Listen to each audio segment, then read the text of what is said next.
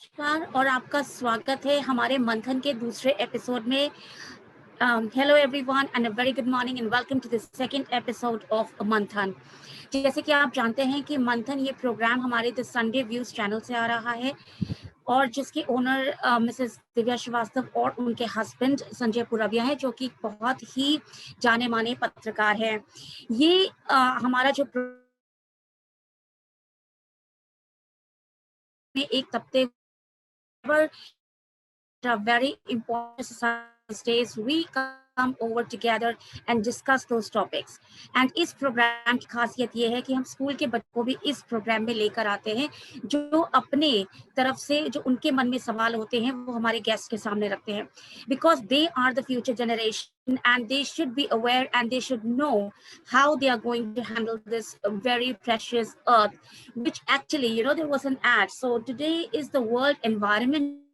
Therefore, keeping in context with that, if you remember when we were small, हम एक बहुत ही famous ad देखते थे जिसमें कि environment के ऊपर आता था और ये कहते थे end में कि we should remember we have not inherited this earth from our ancestors, but we have borrowed it from our children. So we should be taking care of it and we should, think about before we damage anything, how will our future generations sustain on it. तो अभी मैं कुछ 1-2 minute पहले एक किसी की शायरी भी पढ़ रही थी एफबी पे। वो कह रहे थे कि फिजा, पक्षी, पेड़ पौधे सब आजाद है, क्यों ना हर साल इंसान को कुछ दिन पिंजरे में रखा जाए। So with that, I would like to introduce my very special guests today. And they are, first of all, my special guest is Urvashi Chandra. She's a program manager and risk and resilience in UNICEF Uttar Pradesh. She is a trained social scientist and has completed her doctoral degree in sociology in 2003. And she was also trained on climate change adaptation and disaster risk reduction. And from the, what is the name of that university, ma'am? Heidelberg, Germany. Heidelberg. Oh, yeah, sorry. Heidelberg, Germany. And she has overall 18 years of experience. And then we have our next guest. She will give you a detail of her, her profession, because these youngsters want to know that, in a field like environment, उनको यही लगता है जो environmentalist होते हैं वो झोला लेते हैं, खादी का कुर्ता पहनते हैं, पजामा पहनते हैं, and they walk around planting trees everywhere. ठीक है, और इनको बहुत कुछ पता होगा इतिहास से, तो वो चिपको आंदोलन. So therefore, you need to tell them कि what exciting career is this.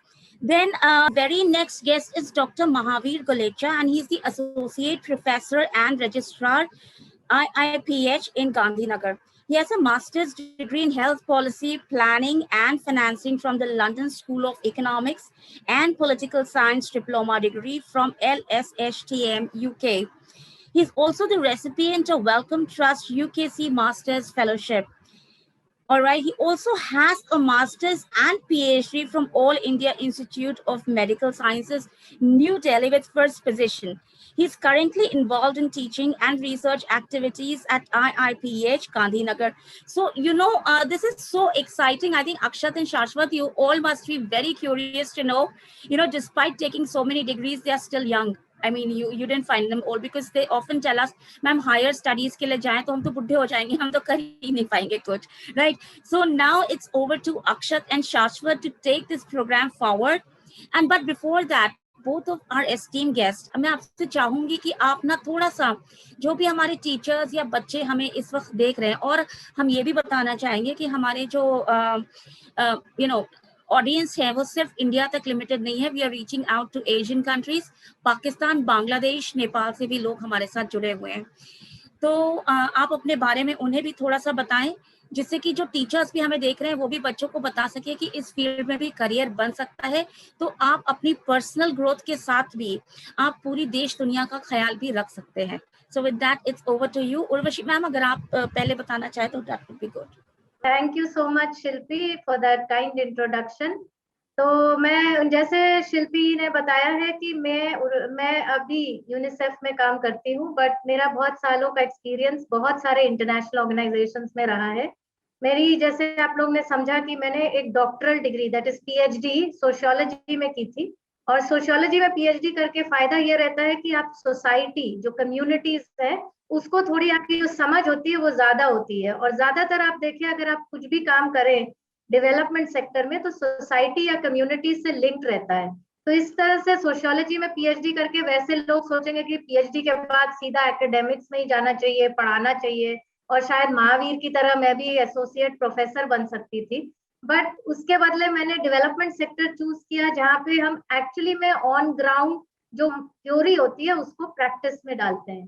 तो सोशियोलॉजी करने के बाद बहुत साल मैंने काम किया डेवलपमेंट सेक्टर में, और फिर 2008 में मुझे एक मौका मिला यूनिवर्सिटी ऑफ हाइडेलबर्ग जर्मनी, जिस ऑर्गेनाइजेशन में मैं काम कर रही थी उस समय, उन्होंने मुझे वहां भेजा। और तब क्लाइमेट चेंज और डिजास्टर रिस्क रिडक्शन पे, और मुझे मैंने कि वैसे हम लोग जैसे आप भी जैसे बच्चे हैं, हर वक्त पढ़ रहे हैं एनवायरनमेंट के बारे में, हम भी ऐसे ही पढ़ रहे थे, सोच रहे थे कि हमें भी समझ में काफी कुछ आ रहा है एनवायरनमेंट का, और एक तरह से एक रुचि पैदा हुई है, एक इंटरेस्ट हुआ उस सब्जेक्ट में। तो फिर जब मैं हाइडेलबर्ग जर्मनी गई, तो मुझे और एक तरह की लर्निंग जो हुई क्लाइमेट चेंज और डिजास्टर रिस्क रिडक्शन माने, जैसे आप लोग अभी देखते हैं डिजास्टर्स, आजकल इतने सारे डिजास्टर्स आते हैं, कभी साइक्लोन, कभी फ्लड, कभी ड्राउट। इनफैक्ट अब ये डिजीजेस, एपिडेमिक्स भी एक डिजास्टर ही है, जो अभी कोविड चल रहा है जैसे। तो डिजास्टर के जो इफेक्ट्स हैं उसको कैसे हम लोग रिड्यूस करें, जो रिस्क हैं, तो इसको डिजास्टर रिस्क रिडक्शन में पढ़ाया गया, और इसके लिंक्ड एनवायरनमेंट और climate change. Because environment degradation, जैसे अभी शिल्पी जी ने बताया कि this we have borrowed the earth from the from the children. तो हमारा ये दायित्व है, हमारी रिस्पॉन्सिबिलिटी है कि हम इस अर्थ को एक जो अर्थ है उसको अच्छे तरीके से रखें, उसकी देखभाल करें, और उसके लिए जो एनवायरनमेंट है उसको अच्छे तरीके से रखना है। But over the years human beings ने एनवायरनमेंट डेग्रेडेशन किया है, जिसको मैंने और समझा जब मैंने हाइडेलबर्ग में ये कोर्स किया। और उससे फिर क्लाइमेट में क्या इफेक्ट आने लगा। Climate is a weather conditions over a period of 30 years, not just today tomorrow, that is weather. तो क्लाइमेट में क्या चेंजेस आए, और उससे रिलेटेड फिर जो इफेक्ट डिजास्टर्स पे हो रहा है, इंक्रीज हो रहे हैं फ्रीक्वेंसी, और उसकी फ्रीक्वेंसी इंक्रीज हो रही है, इंटेंसिटी इंक्रीज हो रही है, ये जो लिंकेजेस हैं ये मैंने पढ़ाई की हाइडेलबर्ग में। बट फिर वापस आके इसको अप्लाई किया अपने जॉब्स में। और अब जो मैं काम करती हूँ यूनिसेफ में, खास तौर से आप जैसे बच्चों के साथ, और इसमें सबसे ज्यादा जॉय मिलती है, क्योंकि आप लोग के पास बहुत अच्छे अच्छे आइडियाज हैं, अंडरस्टैंडिंग है। जितनी मैंने बच्चों में अंडरस्टैंडिंग एनवायरनमेंट और क्लाइमेट चेंज इश्यूज को लेके देखा है, उतनी मैंने बड़ों में नहीं देखा है। एक्चुअली में they are very very dynamic and young, and also they come up with brilliant ideas. तो आप लोग के साथ काम करने में बहुत ही मजा आता है। और यूनिसेफ में हम लोग ने आपके तरह के बच्चों के साथ कोशिश की है कि जो हमारी नॉलेज है और आपकी जो अंडरस्टैंडिंग है, उसकी दोनों को मैच करके एक और कुछ अच्छा बनाए, ताकि हम लोग एनवायरनमेंट को वापस एक अच्छे से रख सकें, और जो प्लैनेट अर्थ है उसको एक सुंदर अर्थ बना सकें। So I will just, if you have any questions, I'm happy to answer, but then I will request Mahavir probably to give a deeper introduction of himself. Thank you. Thank you very much, Urvashi. Thank you very much, Silpi, for your kind introduction. And आज मुझे ये कार्यक्रम में भाग लेके बहुत ही अच्छा लग रहा है। एंड काफी सारे वेबिनार में हम पार्टिसिपेट करते हैं, टेक्निकल अपने प्रोजेक्ट की प्रेजेंटेशन देते हैं फर्स्ट टाइम, बट जिस ढंग से चिल्ड्रंस और आप मिलके ये मंथन ऑर्गेनाइज करें, that is very unique way है। और चिल्ड्रंस को आई थिंक डायरेक्टली जो एनवायरनमेंट का जो लार्जर इश्यू है उससे कनेक्ट करने का ये बहुत अच्छा आइडिया है। तो जैसा उर्वशी ने बताया अपने बारे में, तो मैं भी बताना चाहता हूँ कि मैंने एम्स न्यू दिल्ली से पोस्ट ग्रेजुएशन किया मेडिकल साइंस में, और फिर मैं मेडिकल साइंस रिसर्च में इन्वॉल्व था, अल्जाइमर डिजीज एंड एपिलेप्सी में। बट वहां पे जब मैं कर रहा था, दैट वाज वेरी गुड, काफी अच्छा फील्ड था, काफी अच्छा एरिया था, बट इतना इंटरेस्ट नहीं आ रहा था। मुझे लार्जर लेवल पे काम करना था कि कैसे पॉलिसी बनती है, पॉलिसी को कैसे इंप्लीमेंट करते हैं, कैसे पॉलिसी मेकर को इन्फ्लुएंस करते हैं। और जब मैंने इसको पूरा डीप में गया तो देखा कि पब्लिक पॉलिसी जो इंडिया में बन रही है उसमें काफी सारी लिमिटेशंस हैं। वो हम इस कार्यक्रम में भी डिस्कस करेंगे, एक मतलब कि कैसे कम्युनिटी को पॉलिसी से लिंक करना चाहिए। सबसे बड़ा जो लेकुना ही था कि कम्युनिटी जिसके लिए हम पॉलिसी बना रहे हैं वो इन्वॉल्व नहीं होते, वो एंगेज नहीं होते, और जो पॉलिसी मेकर जो पॉलिसी बना रहे हैं उनको ग्राउंड रियलिटी पता नहीं होती कि कम्युनिटी की नीड क्या है। सिमिलरली एनवायरमेंट पॉलिसी में भी यही प्रॉब्लम है। तो फिर मुझे लगा कि मुझे लार्जर लेवल पे काम करना चाहिए, तो मुझे पब्लिक हेल्थ में इंटरेस्ट आना शुरू हुआ कि अगर डॉक्टर बन के हम ट्रीटमेंट करते तो लिमिटेड पेशेंट को ट्रीट कर सकते हैं, बट अगर हम पॉलिसी में जाते हैं, अगर कोई अच्छी पॉलिसी बनाते हैं पब्लिक हेल्थ से रिलेटेड इश्यूज को एड्रेस करने की, तो हम बड़े लेवल पे काम कर सकते हैं और ज्यादा लोगों को इसका फायदा हो सकता है। तो मैंने एक्सप्लोर करना शुरू किया कि कैसे मुझे आगे इस फील्ड में आना चाहिए। तो फॉर्चुनेटली मेरे जो एडवाइजर थे, प्रोफेसर के श्रीनाथ रेड्डी, प्रोफेसर गंडोना, doctor DS Arya in AIIMS, उन सब ने मुझे गाइड किया कि यू गो टू UK, वहां पे London school of hygiene and tropical medicine है, लंदन स्कूल ऑफ इकोनॉमिक्स है, they offer program in public health and health policy planning. So I had applied and fortunately I got the Wellcome Trust scholarship. वहां काम करके फिर actually my families are based in Ahmedabad and Gandhinagar, so I wanted to be in Gandhinagar. तो I have explore that which organization are working in the public health in the Gujarat. So I come to know about Indian Institute of Public Health Gandhinagar. तो फिर मैंने वहां पे join किया and I started working in the area of public health policy, health system strengthening. तो इन सब में काम करना शुरू किया। तो क्लाइमेट चेंज एंड हेल्थ एक एरिया जिसमें हमारा इंस्टीट्यूट बड़े लेवल पे काम कर रहा था। बट फॉर्चुनेटली जो मेरी एनवायरमेंटल पब्लिक हेल्थ की और जो जर्नी शुरू हुई है वो उर्वशी के साथ शुरू हुई है। व्हेन उर्वशी यूनिसेफ राजस्थान में थी, तो उनके पास एक बहुत बड़ा ग्रांट था कि कैसे हम क्लाइमेट चेंज को पे काम कर सकते, कैसे हम बच्चों के साथ मिलके, गवर्नमेंट के साथ मिलके एनवायरमेंट जो पब्लिक हेल्थ सिस्टम है, कम्युनिटी का जो रिजिलियंस है, चिल्ड्रंस को as a knowledge vehicle use करके मतलब क्लाइमेट चेंज काम कर सकते हैं, मिटिगेशन है उस एरिया में काम कर सकते हैं। तो हमने एक यूनिसेफ राजस्थान में जब उर्वशी थी, तो हमने गवर्नमेंट ऑफ राजस्थान के साथ मिलकर एक राजस्थान क्लाइमेट चेंज प्रोजेक्ट बनाया। तो वहां से मेरी जर्नी शुरू हुई, वहां से मैंने एनवायरमेंटल पब्लिक हेल्थ को एक्सप्लोर करना शुरू किया। और जब मैंने देखा कि ये क्लाइमेट चेंज, हम सोचते हैं कि ये छोटा इश्यू है और अपन को क्योंकि पता नहीं पड़ता है कि इससे कितनी सारी डेथ होती है, कितने सारा ये डिजीज बर्डन कम्युनिटी के लिए है, और ये वास्तव में काफी सारी जो हमारे कम्युनिटी में जो अभी डिजीज आ रही है, इवन कोविड-19 पैंडेमिक के, उसका जो रूट कॉज है वो एनवायरमेंट ही आएगा, उसका जो रूट कॉज है वो इकोसिस्टम डिग्रेडेशन ही आएगा, उसका जो रूट कॉज है जो क्लाइमेट चेंज हो रहा है, जो ग्लोबल वार्मिंग हो रही है, वो ही आएगा। तो जब हमने अहमदाबाद में देखा कि जब हीट वेव आती है, जैसे कि समर मंथ होता है और नॉर्मली अहमदाबाद में 100 पीपल रोज डाई होते हैं, बट जब हीट बढ़ जाती तो 300 से ज्यादा लोग मरने शुरू हो जाते। तो हम ऐसे नहीं कह सकते कि ये, बट एनवायरमेंट एक प्रीकर्सर है, जो एनवायरमेंटल डिग्रेडेशन हो रहा है, जो हीट वेव बढ़ रही है, ग्लोबल वार्मिंग, उसके बाद से मैंने काम करना शुरू किया। तो राइट नाउ अवर इंस्टीट्यूट और मैं काफी सारे प्रोजेक्ट में, हम यूनिसेफ यूपी में अभी भी उर्वशी के साथ काम कर रहे हैं, जिसमें चिल्ड्रंस को स्कूल से जोड़ना, इको क्लब को एस्टेब्लिश करना है, जो अकाउंटेबिलिटी है जो अफेक्टेड पॉपुलेशन की, उसको एस्टेब्लिश करना है। तो काफी सारे एरियाज में काम करने। तो उसके बाद से मुझे एनवायरमेंटल पब्लिक हेल्थ में काम करना शुरू किया। And right now I am saying कि मुझे वास्तव में काफी सेटिस्फेक्शन आता है कि वास्तव में हम कम्युनिटी के लिए कुछ, गवर्नमेंट के लिए कुछ, मतलब एकदम जो इफेक्टिव काम कर रहे हैं, जिससे वास्तव में लोगों के जीवन में बदलाव आ रहा है, जिसमें हम सेल्फ हेल्प ग्रुप को जोड़ रहे हैं, गवर्नमेंट को एडवाइस कर रहे हैं, काफी सारी पॉलिसीज हम इंप्लीमेंट होते देखते हैं कि जिसमें हमने थोड़ा बहुत कंट्रीब्यूट किया और वो गवर्नमेंट इंप्लीमेंट करती है, तो हमें अच्छा रियलाइज फील होता है कि वास्तव में we are contributing something to society. और यंगस्टर को मैं बताना चाहता हूँ कि I am belong from business family, we have lots of business our, but मैंने ये पाथ चूज किया क्योंकि इसमें मुझे पैशनेट आता है, इसमें मुझे इंटरेस्ट आता है। जिसमें आपको इंटरेस्ट है, जिसमें आपका मन लगता हो, जिसमें आपको लगता हो कि नहीं वास्तव में मुझे ये करना चाहिए, वही कार्य करना चाहिए। ये नहीं कि आपके मतलब आपका इंटरेस्ट उसमें नहीं है और उस एरिया में आप जाते हो। इसलिए आप इंटरेस्ट डेवलप करो, इंटरेस्ट डेवलप करोगे तो एप्टीट्यूड वगैरह ऑटोमेटिकली सब डेवलप हो जाएंगे। Thank you very much.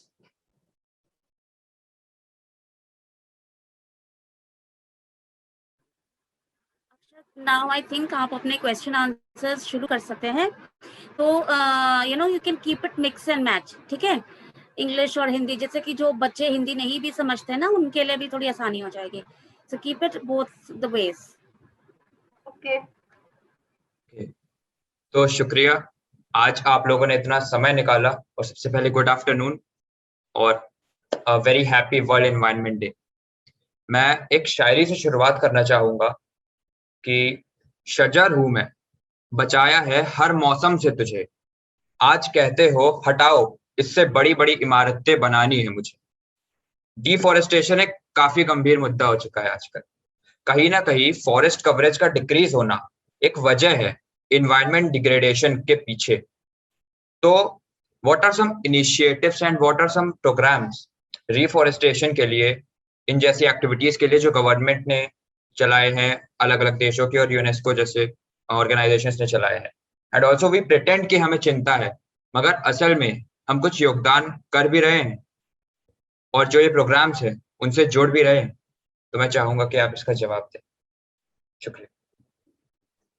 Thank you Akshat. As you rightly pointed out that जो डिफॉरेस्टेशन हो रहा है, जो फॉरेस्ट कवर रिड्यूस हो रहा है, that is the one of the important reason for global warming, important reason from climate change we are facing. And काफी सारी actions हुई है, but these are not adequate. Government has to do more. Even basically it is an international issue. It is not that one government has to act. Each and every government has to act. UN institution, everyone has to solve the responsibility. And if I'll give you the example of India, as per the Paris Agreement, India has vowed to increase its forest cover by 95 million hectares by 2030, and which would cost around USD 6.2 billion. There are many initiatives taken by the government of India and many other allied ministries. For example, Ministry of Road and Transport is all set to plant 125 crore trees along the national highway in the country, which has already been announced by Minister. Further, I can cite some specific example of the state government. For example, Madhya Pradesh has implemented mass tree plantation in the year 2017, in which approximately 1.5 million volunteers planted more than 66 million trees in 12 hours. That was a very good initiative, and which has motivated many youth, because most of the youth were involved in this initiative. And further, right now, many state government, like in 2018, the Madhya Pradesh has also planted 11.2 crore trees and aim to increase it by 9.1 to 15% in coming years. Further, Maharashtra government has also started tree plantation campaigning in year 2019, and they are planned to plant around 2 crore tree to replenish the green cover in the state of Maharashtra. The initiative also included a plan of planting 50 crore sampling in the coming year. Further, UNICEF UP is also working with government of UP and Ministry of Forest and Environment in Uttar Pradesh. So Urvashi can tell more about the initiative taken in Uttar Pradesh. Thank you, Mahavir. Just as Dr. Mahavir just mentioned, that a lot of work is being done by the government. But before we go on to what UP is doing, what I'd also like to point here is that it is not enough just to plant trees. Because one is tree plantation, but it has to be done with the view that those trees can live in that particular environment. So for example, where many times what is noticed that they will give a target or something that, okay, we will plant X number of trees in this year. But do those trees actually survive in that kind of a climate, I mean, weather conditions in terms of temperature, humidity? Are those trees, I mean, actually good for the soil which is being planted, the trees that are being planted in that particular area? So here I will give you an example from Rajasthan first, before I come to UP. That when, in Rajasthan, Udaipur, many of you must have heard of Udaipur, which is a tourist place and a very nice, beautiful place. But in Udaipur, what has happened is that there has been large-scale deforestation. And at one point of time, this is what we gathered from the government. Sandalwood was grown a lot, but now it is not grown any. I mean, there's a reduction in the sandalwood cover in Udaipur. And as a result of this, there was a particular kind of, birds. But this is all biodiversity is all linked. So there was a particular kind of bird that used to come when there were sandalwood trees. And that bird was contributing in that overall biodiversity chain, which happens in the world. And because now the sandalwood tree cover has been cut, has been reduced, the birds have stopped coming. And as a result, the biodiversity has got affected. And as a result, you have temperature going up, rainfall reducing, all those things that are happening. Having said that, yes, government of Rajasthan also has been carrying out some of these initiatives where they do this tree plantation and engaging with children. Especially while I was working there, we realized that they have these very good programs where they engage with children and get the children to think of innovative ideas for improving the tree cover in the cities. For example, again, I'll give of Udaipur and Jaipur, where the district administrations brought out this like a contest it was, that the best ideas will be given an award, and children came up with good ideas, and then the government tried to implement those in terms of improving the tree cover. So far as UP is concerned, recently in 2019, the government of UP amended its Tree Protection Act, which was drafted in 1976. So this they amended, and according to that amendment, they have said that any person who cuts a tree will have to plant 10 saplings. And if they do not plant 10 saplings, they will have to give money to the forest department for them to plant more trees for every one tree cut. So this is like an initiative for getting more trees planted.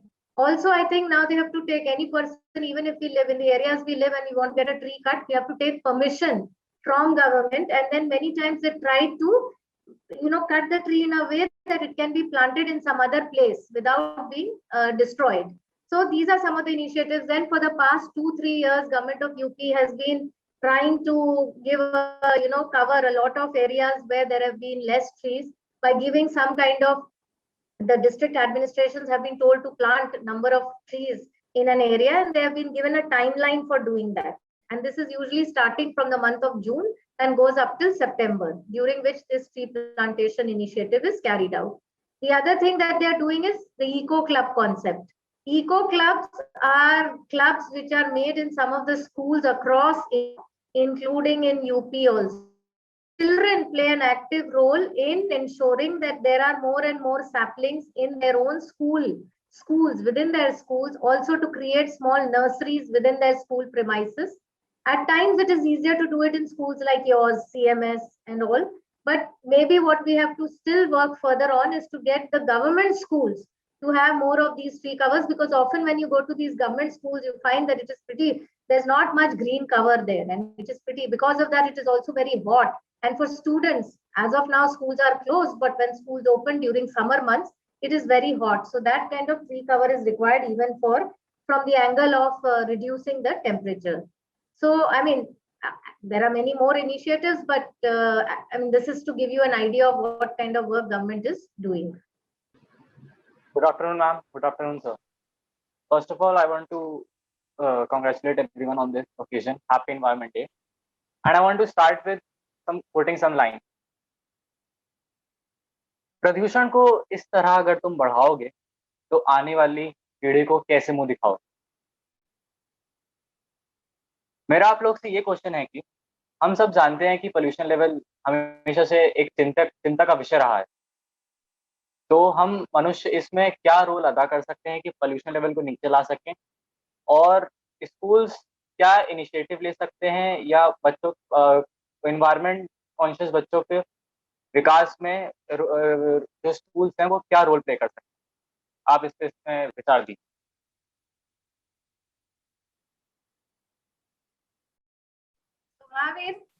Yeah, thank you, Saswat.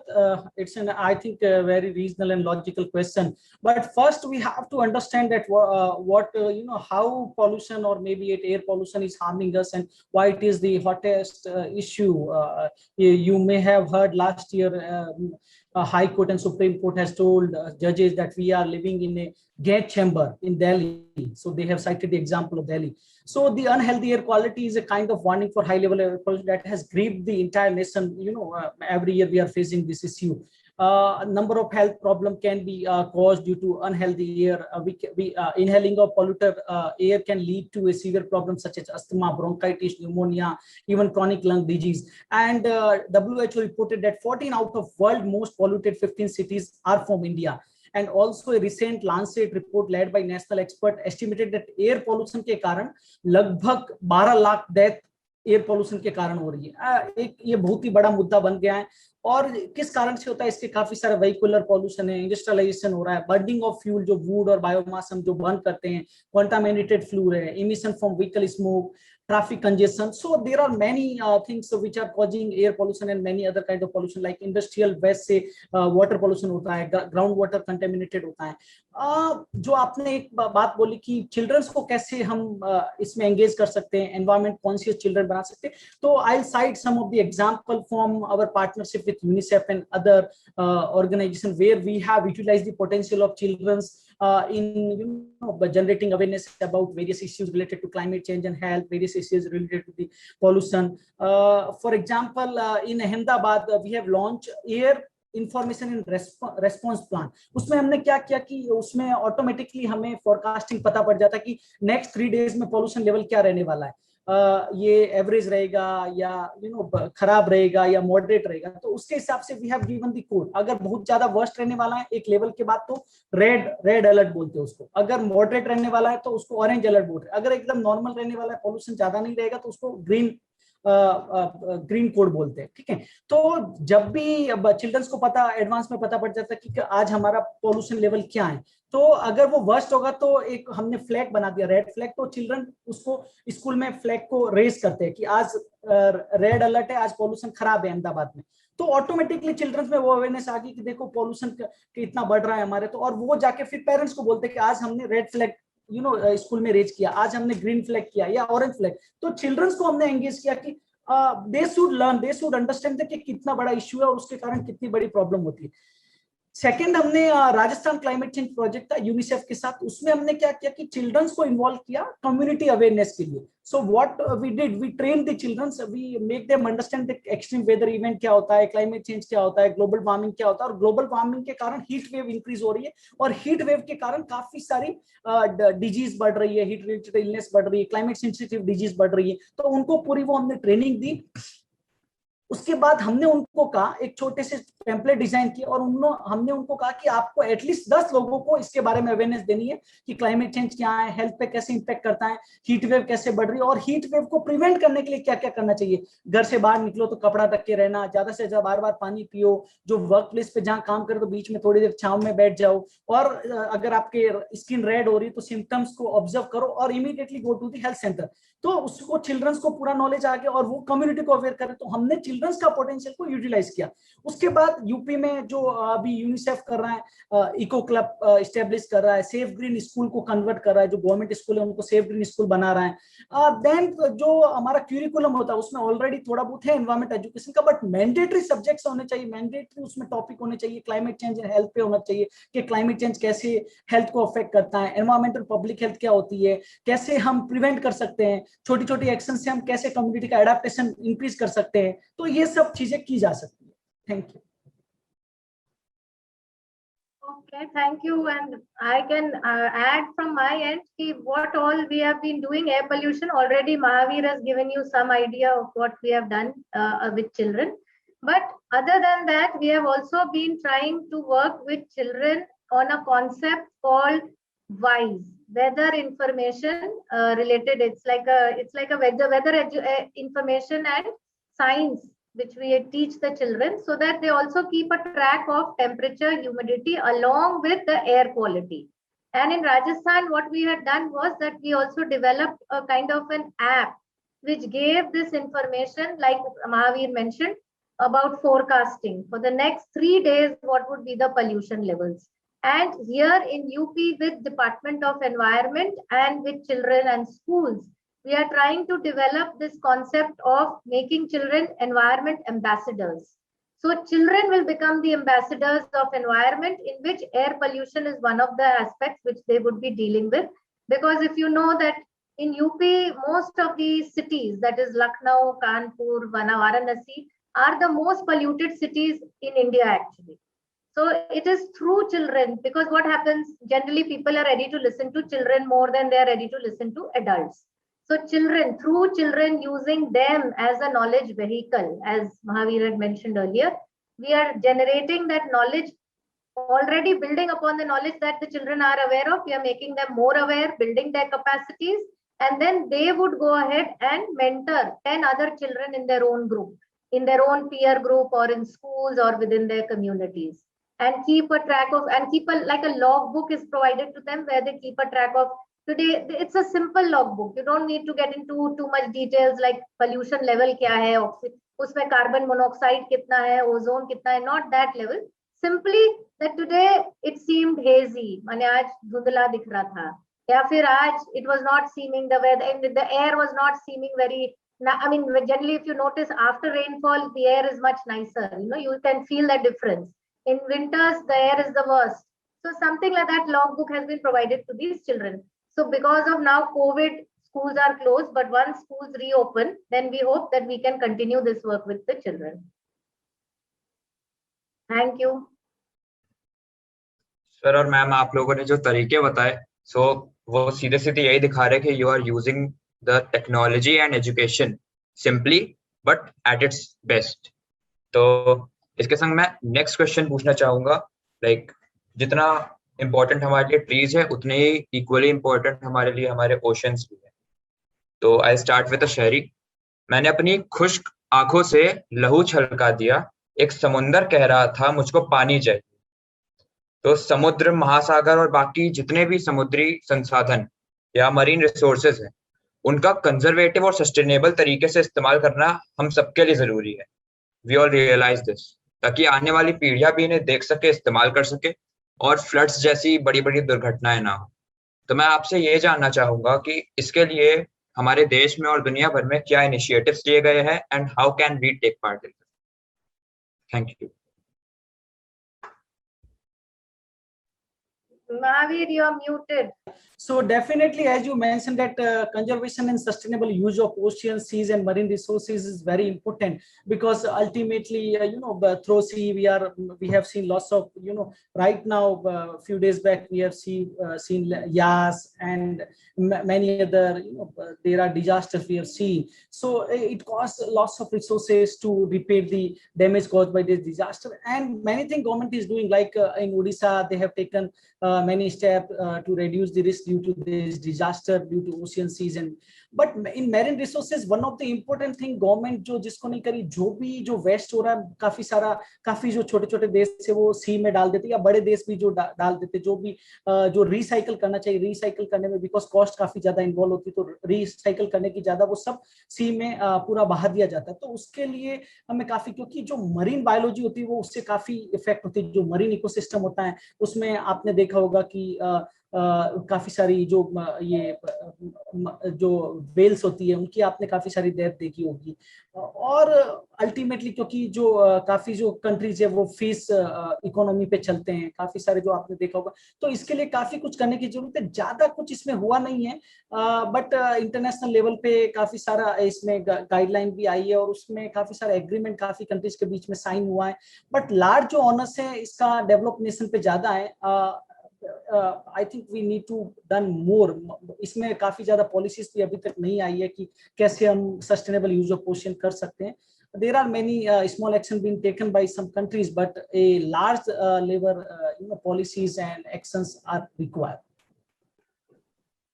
What I can say is that one thing which we as citizens can do and children can play an important role is say no to plastic. Because हम लोग क्या कर रहे हैं, plastic use कर करके इधर उधर डंप हो रहा है वो सब, and half the time many things are getting dumped in these seas and oceans, and which is actually destroying the marine life. If you see, plastic is also destroying the life of livestock. Cows are now eating plastic bags, etc. This is a huge problem. So say no to plastic, but in a more practical way, because in one go we cannot stop all use of plastic. अब वो अगर कुछ चीजें आती हैं, biscuit आएगा वो rap होके आना ही होता है, तो ये नहीं कि एक ही गो में सारा प्लास्टिक हटा दिया, बट फेज्ड मैनर में, जैसे दुकान गए सब्जी लाने तो प्लास्टिक बैग वहां से लेने के बदले अपने घरों से झोला लेके जाते हैं। पुराने जमाने में सभी लोग लेके जाते थे अपने घरों से। तो अभी भी we need to go back to some of these sustainable lifestyles and sustainable ways of living, and as children you can maybe play a more active role in, because you are the future generation. हमने तो खराब कर ही दिया world को, but we would expect कि आप लोग at least in future के लिए और अपने आगे के फ्यूचर के लिए भी एज ऑफ नाउ ही हैबिट बनाने लगे कि प्लास्टिक का यूज मिनिमाइज कर लें, और प्लास्टिक अगर यूज भी करें तो उसको रीयूज करने की कोशिश करें, रिसाइकल जो हम लोग कर सकते हैं उसको, रादर देन इधर उधर फेंक के। एंड लाइक महावीर सेड, ये डेवलप्ड कंट्रीज का भी बहुत इसमें ओनस है, क्योंकि most of their garbage is dumped into the oceans and seas which we can't see. I mean, they are dumped into CEAC, and we cannot see CEEC.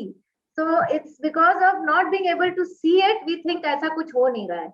But this is a big problem, and later and again all biodiversity issues will come up, because आपने भी पढ़ा होगा, but I mean in your junior classes, ये जो food cycle दिखाते हैं, because of this food cycle we continue to live in this world.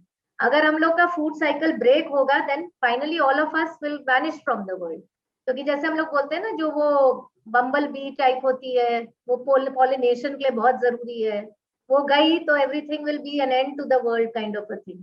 सो इसलिए at least from our end we can start small level by saying no to plastic and minimizing the use of plastic. आपने बिल्कुल सही कहा कि polythene और plastic जो है वो एक बहुत ही इंपॉर्टेंट रोल है, और जब हम उसको डंप करते हैं ओशंस में तो मरीन लाइफ के लिए बहुत ज़्यादा हार्मफुल होता है। And we can follow the 3 R's, that is reuse, reduce and recycle. That would be very Yes. Beneficial for us. Yes. So I want to go on my next question by quoting some line. ये शहर का सन्नाटा बता रहा है कि इंसान ने कुदरत को नाराज बहुत किया है। प्रेजेंट टाइम में हम सभी कोविड-19, हम सब जानते हैं कि जैसी बीमारी कोविड-19 जैसी महामारी से जूझ रहे हैं। इस दौरान जो बायोमेडिकल वेस्ट जनरेट हो रहा है, जो कि डंप किया जा रहा है, बहुत जगह ओशंस में डंप किया जा रहा है, बहुत जगह ऐसे ही नॉर्मली ऐसे ही बिना कुछ उसको सही से ना वो उसको हम लोग ट्रीटमेंट कर रहे हैं, बस ऐसे हम लोग इसको फेंक दे रहे हैं, जो कि हमें और बड़ी समस्याओं की ओर ले जा सकता है। तो what's your take on that?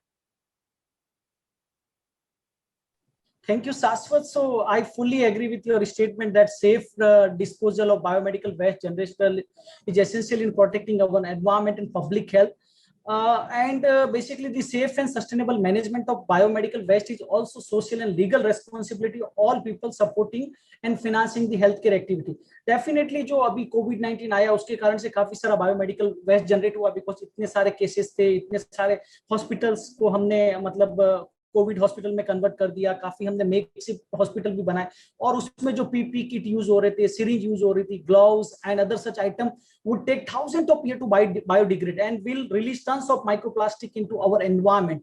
Although most of our hospitals are equipped with managing biomedical waste, but however जो स्केल इतना बड़ा स्केल आया था उसको मैनेज करने के लिए रिसोर्सेज नहीं थे हमारे हॉस्पिटल्स के पास, because they were limited capacity, इतना ज्यादा बायोमेडिकल वेस्ट जनरेट नहीं होता था। बट कोविड-19 आने के साथ इतना ज्यादा जनरेट होना शुरू हो गया and that was very phenomenal. Further Covid care centre एक तो हॉस्पिटल में होते हैं जहां पे बायोमेडिकल वेस्ट प्लांट लगे हुए, बट काफी सारे जगह कोविड केयर सेंटर चल रहे, जैसे स्कूल में चल रहा था, कम्युनिटी सेंटर्स में चल रहा था, मेकशिफ्ट हॉस्पिटल, वहां पे तो नहीं थे बायोमेडिकल वेस्ट, तो वो सारा भी जो उस पे एक्स्ट्रा बर्डन आ गया जो हॉस्पिटल्स में बायोमेडिकल वेस्ट के प्लांट थे या जो म्युनिसिपल कॉर्पोरेशन के होते हैं। अगर मैं इंडिया की बात करूं तो हमारी बायोमेडिकल वेस्ट की गाइडलाइन काफी क्लियर है, बट जो कोविड-19 के कारण एक यूनिक चैलेंज आया है कि जो इतना अनएस्टिमेटेड अमाउंट ऑफ बायोमेडिकल वेस्ट है उसको कैसे हमें एक तो मैनेज करना, सेकेंडली जो हमारी मॉनिटरिंग मैकेनिज्म है वो थोड़ी वीक है कि कैसे मैनेज हो रहा है, सही ढंग से उसको हम रिसाइकल कर रहे हैं कि नहीं कर रहे हैं, उसको सही ढंग से ट्रीट कर रहे हैं कि नहीं कर रहे हैं। जो इसकी जिम्मेदारी होती है वो सेंट्रल पॉल्यूशन कंट्रोल बोर्ड की होती है। तो सेंट्रल पॉल्यूशन कंट्रोल बोर्ड ने एक गाइडलाइन बनाई थी कि जो कोविड का जो बायोमेडिकल वेस्ट जनरेट हो रहा है उसको हमें कैसे ट्रीट करना है, कैसे उसको कलेक्ट करना है, कैसे उसको डिस्पोज करना है। सेकेंडली बात करूं कि जो रूटीन जो बायोमेडिकल वेस्ट अभी तक आ रहा था कोविड से पहले वो थोड़ा अलग था और ये थोड़ा अलग है, तो उसको ट्रीट करने के लिए जो हमारे इक्विपमेंट है वो इतने ज्यादा एडवांस नहीं थे, अपडेटेड नहीं थे, तो वो एक इश्यू था। लेकिन इसके लिए काफी सारी इनोवेशन आई है, जैसा कि हमने बताया कि आवश्यकता या आविष्कार की जननी है, तो हमने कोविड-19 में देखा कि काफी सारी नई इनोवेशन आई है। तो एक मुंबई बेस्ड ऑर्गेनाइजेशन इन्होंने वज्र कवच बनाया। वज्र कवच में क्या होता है कि जो भी आपने पीपी किट है, ग्लव्स हैं, मास्क है, जो यूज किया है जो डॉक्टर्स ने या हेल्थ केयर वर्कर ने, वो एक पूरा चेंबर होता है, आप उसमें उसको रख देते हो और विद इन फ्यू सेकेंड्स वो पूरा उसको डिसइंफेक्ट कर लेता है, तो हम उसको आसानी से रीयूज कर सकते हैं। तो ऐसी काफी सारी टेक्नोलॉजी की आवश्यकता है, इनोवेशन की आवश्यकता है, जिससे जैसा कि आपने कुछ बोला कि भाई हमें रीयूज करना है, रिसाइकल करना, तो उसको ये सब नई नई टेक्नोलॉजी की आवश्यकता है जिससे हम बायोमेडिकल जो वेस्ट होता है उसको डिस्पोज करने की बजाय रीयूज कर सकते हैं ज्यादा से ज्यादा, जिससे कि उसकी रिक्वायरमेंट भी कम होगी, वेस्ट भी कम जनरेट होगा। तो that is some ideas government and many universities and research institutes are working on it. But if I can add over here, Mahavir, you have talked about more from the angle of, say, the health side of it, or more from the angle of services. But as citizens, because हम लोग को भी बोला गया है कि mask पहनिए, और कई बार बोला गया है कि सर्जिकल मास्क भी लगा लीजिए, अब सबने खरीद लिया और वही मैं देखती हूँ कई बार ये निकाला फेंक दिया वहीं पे। So are we really contributing further to causing more illnesses in the long run, or are we actually trying to reduce the risk as a result of COVID? So here again we can play a very very important role कि हम जो awareness generate अपने अपने families में, to start with अपने अपने families में कर सकते हैं within our communities कि how to dispose it off correctly. अगर मास्क हमने जो सर्जिकल मास्क यूज किए भी है तो उसको कैसे प्रॉपरली डिस्पोज ऑफ करना है, एकदम इसको बंद करके पैकेट में और फिर उसको उसमें डालना है क्लोज डस्टबिन में. बट उसके बाद जो उसका वो जब कूड़े वाला या garbage person takes it, then I mean the person sanitation जो इंचार्ज है वो लेके जाता है, फिर उनका क्या होता है is something which the government will have to consider. Because मुझे तो कहीं ना कहीं ये एक बहुत बड़ा चैलेंज दिखने वाला है. हम जितना ज्यादा, बिकॉज कई बार अब ये भी हो रहा है ना that cloth mask are not enough. शुरुआत में तो बोला गया था कि cloth mask is enough, but आप बोल रहे हैं because of the high infection rates, the way it is getting transmitted, cloth is not enough. So then along with this, as public health, what would we say, as public working in the sector of public health, we will have to create that awareness amongst communities. And बच्चों में भी वो awareness आनी होगी कि अगर हमने दूसरा मास्क यूज किया तो उसको डिस्पोज कैसे करना है, चाहे वो N95 भी हो तो 2-4 यूज के बाद उसको डिस्पोज ऑफ करना है तो कैसे करना है उसको, और फिर सर्जिकल मास्क है तो उसको कैसे करना है. और उसके साथ साथ गवर्नमेंट की सिस्टम स्ट्रॉन्ग होने होंगे कि हमने तो अपनी तरफ से अच्छे से डिस्पोज कर दिया, but the system needs to further in you know, या तो इंसिनरेटर्स हो जिसमें उसको पूरा ही जैसे डिस्पोज ऑफ किया जाए, या लाइक महावीर मेंशन्ड ऐसी कोई सिस्टम बनाया जाए जो फिर से उसका प्रॉपर तरीके से डिसइंफेक्शन किया जाए, whatever. But these are challenges. I think nobody realize कि ऐसी एक बड़ी एपिडेमिक महामारी आएगी भी. सो बट नाउ आगे के लिए we should be better prepared. Thank you so much, ma'am. Thank you so much, Dr. Mahavir, also for being here. और मतलब एंड में यही समझ में आता है ये महामारी अगर आप देखिए ना तो एक तरीके से अच्छा हुआ. मतलब पर्सनली आई समटाइम्स फील कि ये बहुत जरूरत थी, क्योंकि हम ना बहुत लापरवाही से आगे बढ़ रहे थे. हम बिल्कुल भी ध्यान नहीं दे रहे थे. एंड हम टावर पे टावर लगाए जा रहे थे मोबाइल्स के, और हम पेड़ काटे जा रहे हैं, रेजिडेंशियल एरियाज बनाए जा रहे हैं. हमें ऐसा लग रहा था कि हमारे पास अथाह है, कभी कुछ ऐसा खत्म नहीं होने वाला है, और हम किसी और को नुकसान पहुंचा रहे हैं. हमारे लिए, हमारे दिमाग से वो बात भी निकल गई थी. एयर पोल्यूशन है, ये सारे डिस्कशंस होते थे, बस डिस्कशंस ही होते थे. तो I think nature itself took an action कि ये लोग तो सिर्फ चर्चा करते जाएंगे, परिचर्चा होती जाएगी, लेकिन एक्शंस नहीं होंगे. तो एक this was needed like a flood. Tsunami आई, सब कुछ आया, तभी भी लोगों को अकल नहीं आई कि हम कर क्या रहे हैं. तो फिर ईश्वर ने फिर कहा कि चलो अब तुम बैक सीट लो, इट्स माय जॉब. सो तो आई फील कि ठीक है, हमने बहुत सी जानें भी खोई हैं, लेकिन लोगों को अब ये भी समझ में आएगा कि हम जो ये इतना रूथलेसली स्पेंड करते थे, या हम इतना रूथलेसली बाहर जाके इतना खाते पीते फेंकते रहते थे, अब उन्हें समझ में आएगा कि ये we have to live within our means, and we have to only जितना जरूरत है उतना बाहर निकलें, उतनी चीजें कम वेस्ट होंगी, उतना पोल्यूशन कम होगा, राइट. और अंदर रहने से वीकेंड्स पे हमारी लाइफ में कोई हेल्थ इफेक्ट नहीं पड़ रहा, फिर भी खुश रह सकते हैं अंदर रहकर भी. So thank you ma'am. और जाते जाते आप दोनों से बस यही गुजारिश है कि अगर कोई चीज आप मैसेज देना चाहते हो ना, a tagline kind of a thing, कि what is the main thing this environment day we should actually have a food for thought by the end. Mahavir, go ahead first. Thank you. So मैं एक ही बात कहना चाहूंगा कि इस कोविड-19 pandemic का ही example लेते हैं हम, कि जो कोविड-19 पेंडेमिक है, एक बहुत बड़ा हमारे सामने महामारी आई, वैश्विक आपदा आई, एक मानवीय आपदा आई. उससे बड़ी आपदा आने वाली है, वो है क्लाइमेट चेंज. कोविड-19 को तो हमने वैक्सीन से भी रोक लिया, दवाओं से भी रोक रहे हैं, ट्रीटमेंट, बट क्लाइमेट चेंज जो इतनी बड़ी महामारी आने वाली, उसका कोई हमारे पास कोई समाधान नहीं होगा, कोई दवा नहीं होगी, कोई वैक्सीन नहीं होगी. इसलिए अगर हमने अभी से एक्ट करना शुरू नहीं किया, अभी से इस पे कार्य करना शुरू नहीं किया, अभी से सरकार ने सही नीतियां बनानी शुरू नहीं की, अभी से आम जन ने अपनी जवाबदारी लेनी शुरू नहीं की, और जो यूएन इंस्टीट्यूट है उन्होंने एक्ट करना, और जो बड़ी बड़ी विश्व की बड़ी बड़ी डेवलप नेशन की सरकार है उन्होंने एक्ट करना शुरू नहीं किया, तो इस महामारी से कोई नहीं बचा सकता. और हमें ये ध्यान रखना पड़ेगा कि ये ग्लोबल पब्लिक गुड है। ये नहीं कि एक देश की जिम्मेदारी या एक सरकार की जिम्मेदारी या किसी एक नागरिक, ये सबकी जिम्मेदारी। अगर हम सभी मतलब सुरक्षित नहीं है, एनवायरमेंटल सेफ नहीं, अगर सभी एक्ट नहीं करते तो ये फ्यूचर में ऐसी कोविड-19 जैसी आपदाएं और आती रहेगी। इसलिए we must act now and we should decode the consequences of inaction. अगर हम एक्ट नहीं करते तो कितनी बड़ी कॉन्सिक्वेंसेस हमें फ्यूचर में भुगतनी पड़ेगी, उसकी हमें अभी से इस बारे में चिंतन करने की आवश्यकता है। क्योंकि कोविड-19 पेंडेमिक ने, जैसा कि आपने बताया, कि हमें सतर्क कर दिया है, हमें बता दिया कि अगर हम वास्तव में ऐसे ही एनवायरमेंट को डैमेज करते रहे तो ऐसे कितने पेंडेमिक आएंगे। और जो लोग बातें करते हैं कि इंडस्ट्रियलाइजेशन से इतना बड़ा हमें इकोनॉमिक गेन होता है, इतनी बड़ी इंडस्ट्रीज लगाने से, इतने बड़े डेवलपमेंट करने से, वो इकोनॉमिक गेन कोविड-19 पेंडेमिक के कारण जो जितना बंद हुआ, जितना डैमेज हुआ है, उसकी तुलना में कुछ भी नहीं होगा अगर हम एनवायरमेंट पे एक्ट करते। तो एनवायरमेंट पे एक्ट करने में बहुत कम खर्चा आएगा, और जितना कि कोविड-19 पेंडेमिक जैसे पेंडेमिक फ्यूचर में आएंगे उतना ज्यादा इकोनॉमी को डैमेज करेंगे। मैं तो ये कहूंगी कि since we are talking about environment और एनवायरनमेंट डिग्रेडेशन से बहुत सारी चीजें हो रही हैं, and as a result of it disasters बढ़ रहे हैं, फ्रीक्वेंसी और intensity, and children are the most vulnerable to the impact of disasters.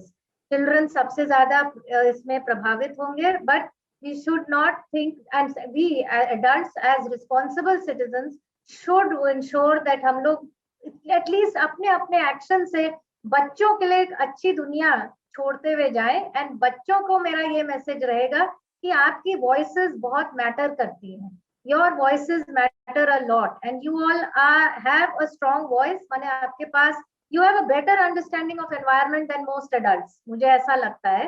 And if you have an opportunity then let your voices come as a group and let your voices be heard through various platforms.